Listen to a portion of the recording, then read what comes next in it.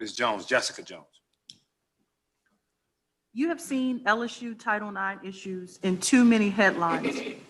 How do we make protection of students, faculty, and staff from sexual harassment, discrimination, and assault a hard-line priority for all institutions of the LSU system?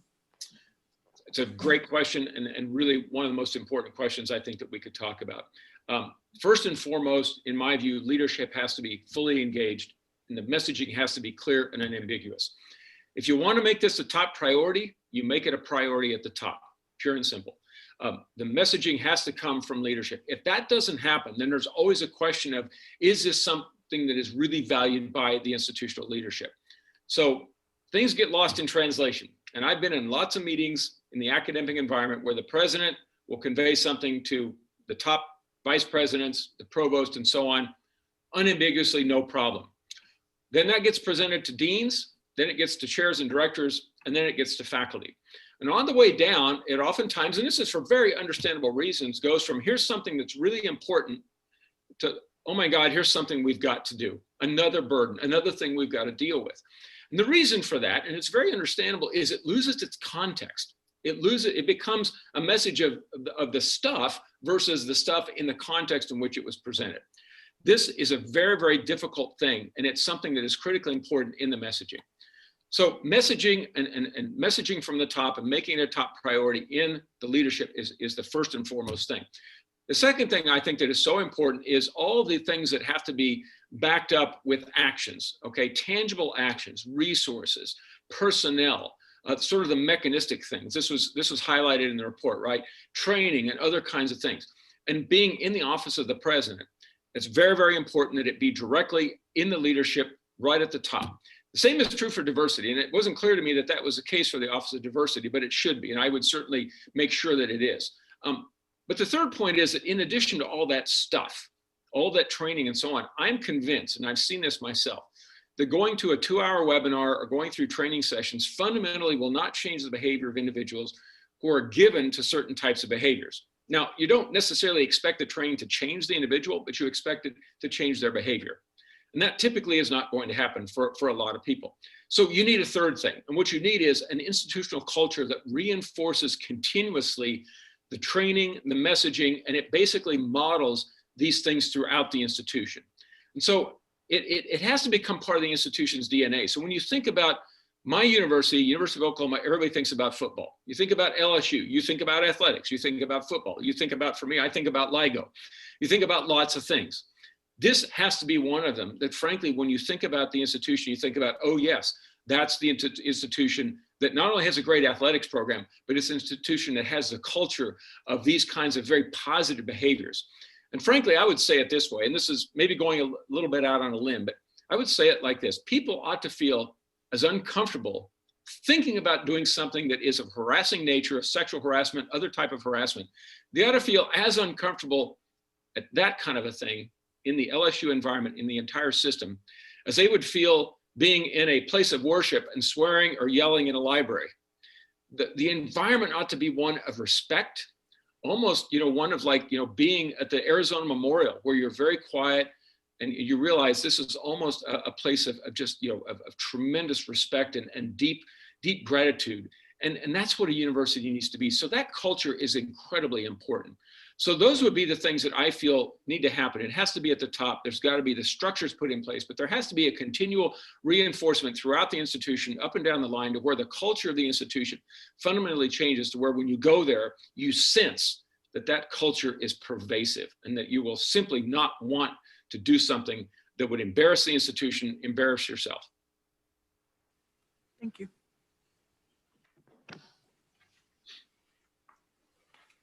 Mr.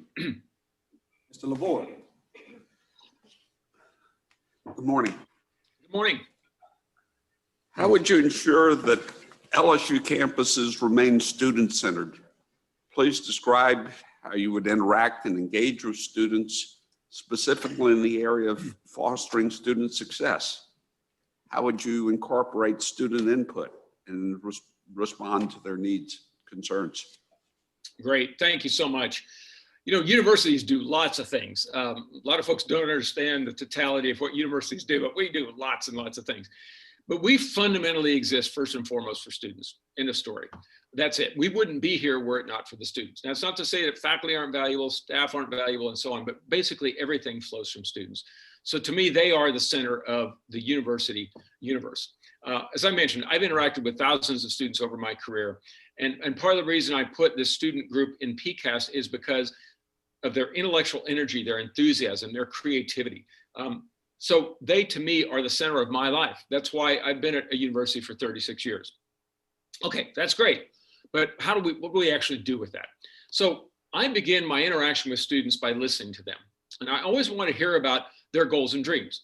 I've done this to my graduate students. I've done it with high school students who cold called me and contacted me, one of whom basically was very interested in weather, and he's now working on his PhD here. And I sort of took him under my wing with a colleague of mine, and we sort of mentored him through, and he's a very, very smart kid. But I want to interact with students and know what their dreams are. And you say, well, a university president can't do that one-on-one. There are lots of ways that a university president can interact with students. And if you don't do that, frankly, to me, you're not really valuing the core of what a university is. I also want to help guide students along, and you know, whether it's in the classroom or giving talks to fourth grade classes, which I've done a lot of, or you know, things like that, really making sure that I understand where students are at, what their challenges are, because they change, right? Students that were students when I went to school are very different than the challenges, that is, are very different than the challenges that students face today. And as I mentioned, getting their voices at the table. Meeting with students, they come to the White House. I'd spend a lot of time with students. And I think some people kind of found that surprising. It's like, well, this is the future generation. Why would you not do that? So I interact with students in a lot of different ways, but I love the informal interactions as well as the formal. And that certainly would be a priority for me, priority one, among many priorities as president of LSU. But what do students need to actually be successful? LSU has a wide array of student services, obviously from things like advising and counseling and career counseling and financial aid and certainly student mental health and student support is very, very important. Student organizations, student government.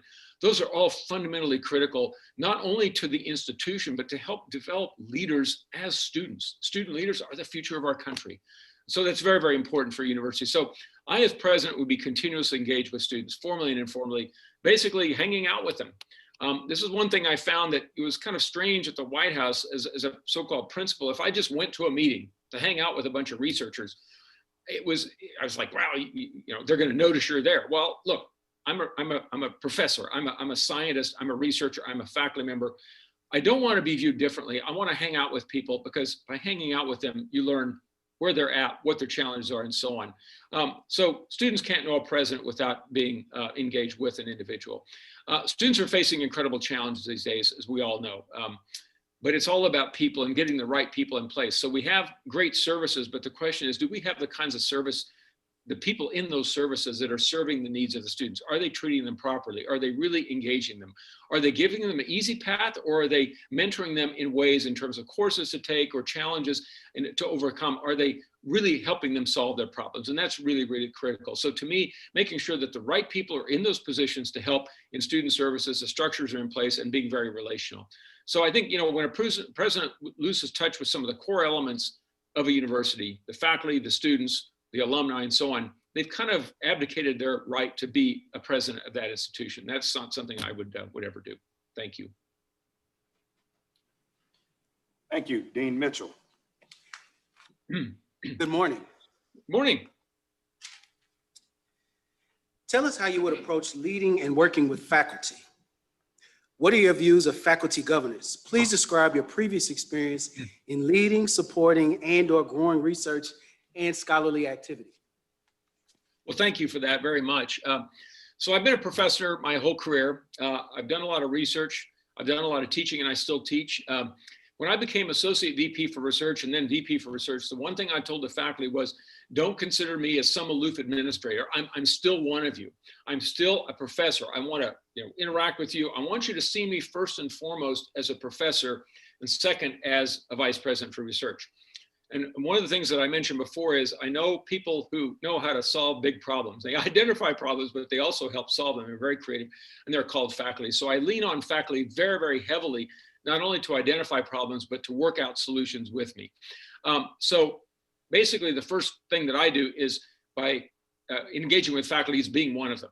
And I want them, again, to see me as a professor first and then president a second. Live in their world, teach every semester, understand their concerns, and so on. Visiting their labs, their studios, attending their rehearsals, going to productions. Very, very important to me. I enjoy that. And it's part of what being a president is about. It's not a requirement. It's a gift that one gets when they have the privilege of being a professor. Also, engaging the faculty in university governance is critical. There are formal mechanisms to do this, the faculty senate. But some of the best input comes from faculty by just hanging out with them. And I did this a lot as vice president for research. I'd have informal lunches where 5 or 6 people, we just get together and we talk, and I'd say, look, this is all off the record. Tell me what's bugging you. What walls are you hitting? What is frustrating you? What's keeping you from being successful? I created research liaisons in every department. I met with the faculty senate, awards committees, and things like that to express my value to the faculty. And also, as a physical scientist, when I became a VP for research, I wanted to convince the arts, fine arts, and humanities that I was a champion for their scholarship. And that wasn't always the case, hasn't always been the case. And I was able to do that. It took a little while, and simply because I wasn't in that domain. But after a while, they began to realize that I saw a university as a comprehensive institution where all disciplines and scholarly areas are equally valued. And so that's something to me is very, very important in terms of faculty trusting you and involving them in the governance activities. And of course, like I said, they're very important in governance. Now, with regard to research, if I address your question there adequately, of course, I spent a lot of my career being involved with research and then also as a research leader. So as I mentioned, I was 4 years as Associate VP for Research at OU and then 9 years as the Vice President for Research. But even before I held those more formal roles, I grew research as a professor in ways that helped transform the institution.